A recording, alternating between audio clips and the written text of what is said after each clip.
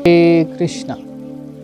आप सभी का स्वागत है इस श्रील प्रभुपाद लीलामृत सीरीज में। आज हम और एक प्रभुपाद की लीला देखेंगे। एक बार न्यूयॉर्क टेम्पल में जब श्रील प्रभुपाद आए थे तो उस समय वहाँ पे उनको एक इनविटेशन आया। एक कम्युनिटी था जहाँ न्यूयॉर्क से कुछ दूरी पे रहता था, एक ऐसे जंगल में वो रहते थे। तो कुछ ऐसे लोग कम्युनिटी बना के वहाँ पे जंगल में रहते थे।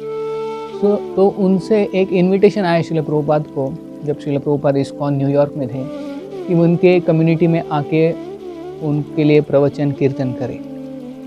तो श्रील प्रभुपाद ने स्वीकार किया और फिर अगले दिन ही श्रील प्रभुपाद और कुछ भक्त गाड़ी में बैठ के उस जगह निकल गए। तो वो जगह कुछ घंटों की दूरी पे थी न्यूयॉर्क से, लेकिन वो क्या था, न्यूयॉर्क सिटी से बाहर ऐसा थोड़ा जंगल था। तो जंगल में जाके ये कम्युनिटी के लोग रहते थे। तो श्रील प्रभुपाद और कुछ शिष्य उनके वहाँ पे पहुँच गए इस कम्युनिटी में। लेकिन वहाँ पे जाने के बाद उनको समझ में आया ये कम्युनिटी कुछ अलग है।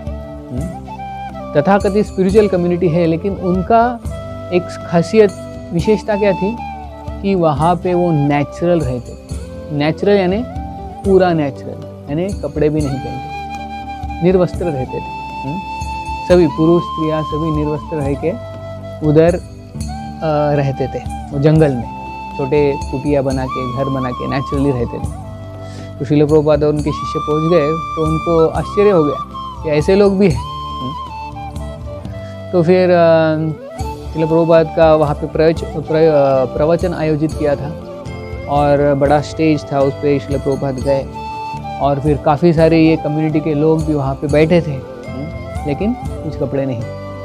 तो श्रील प्रभुपाद ने बहुत बढ़िया लेक्चर दिया वहाँ पे और अच्छे से बढ़िया कीर्तन भी किया और वहाँ के लोग काफ़ी खुश थे। बढ़िया कीर्तन उन्होंने भी किया। तो श्रील प्रभुपाद एक शुद्ध भक्त है, उनको तो इन चीज़ों से कहीं कुछ फ़र्क नहीं पड़ता।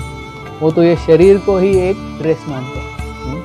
शुद्ध भक्त डायरेक्ट आत्मा को देखते हैं। तो ये हालांकि ऐसे लोग रहते थे निर्वस्त्र वहाँ पे, लेकिन श्रील प्रभुपाद उससे कुछ प्रभावित नहीं हुए। और फिर पूरा प्रोग्राम वगैरह हो गया, सभी ने बहुत अप्रिशिएट किया ये प्रोग्राम।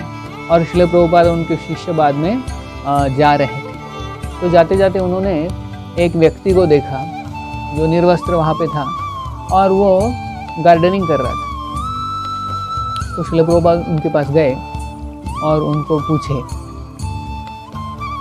ये क्वेश्चन पूछे उनसे, What are you doing?